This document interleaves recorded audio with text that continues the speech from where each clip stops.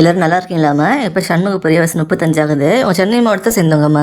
நீங்கள் நல்லா தங்கமான குணமாகவும் உங்களை நல்லபடியாக பார்த்துக்க ஒரு நடுத்தர வசதி கொண்ட பெண் வந்து தேடிருக்கீங்க அப்படின்னா இந்த வரையும் உங்களுக்கு தாம்மா. நம்ம சேனலை தொடர்ந்து பார்த்துட்டு இருந்து சப்ஸ்கிரைப் பண்ண இருந்தீங்கன்னா சப்ஸ்கிரைப் பண்ணி வச்சுக்கோங்கம்மா. அப்போ தான் புது உரங்களை மிஸ் பண்ணாமல் உடனே பார்க்க முடியும்.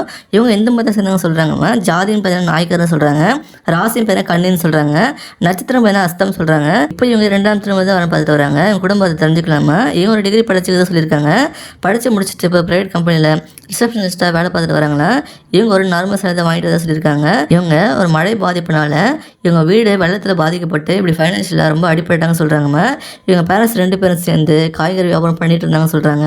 இவங்க கொஞ்சம் நார்மல் மிடில் கிளாஸ் ஃபேமிலி தான்மா. இவங்க கூட பிறந்தவங்க பார்த்தீங்கன்னா தம்பி தான் சொல்லியிருக்காங்க. அவருக்கு மேரேஜ் ஆகி சென்னையிலேயே வேறு யாரோட செட்டில் ஆகிட்டாங்கன்னா அவர் டாட்டாஸ் டிரைவராக இருக்காங்க சொல்லியிருக்காங்க. இவங்களுக்கு ஒரு பொண்ணுக்கு தான் சொல்லியிருக்காங்க. இவங்களுக்கு மேரேஜ் ஆகி சில வருஷத்துலேயே இவங்க ஹஸ்பண்டு கோயம்பேடு மார்க்கெட்டில் வேலை பார்த்துட்டு இருக்கும்போது ஒரு ஆக்சிடெண்ட்டில் தவிர சொல்லியிருக்காங்க. அதில் வந்து தலைமையில் தான் ஆந்தோனியில் வாழ்ந்துட்டு வராங்களா. இப்போ அதிலேருந்து மீண்டும் வந்து செகண்ட் மேரேஜ் பண்ணிக்கலாம் டிசைட் பண்ணி வரப்போ ஸ்டார்ட் பண்ணியிருக்காங்களாமா. இவங்க என்ன எதிர்பார்க்குறாங்கன்னா ஒரு நல்ல குணம் இல்லை, எந்த கெட்ட பழக்கமும் இல்லாத ஒருத்தர் தான் கணவராக வரணும் விரும்புகிறாங்கம்மா. ஒரு நல்ல ஜாபில் குடும்பம் நடத்த விடாத வருமானங்களும் எதிர்பார்க்குறாங்க.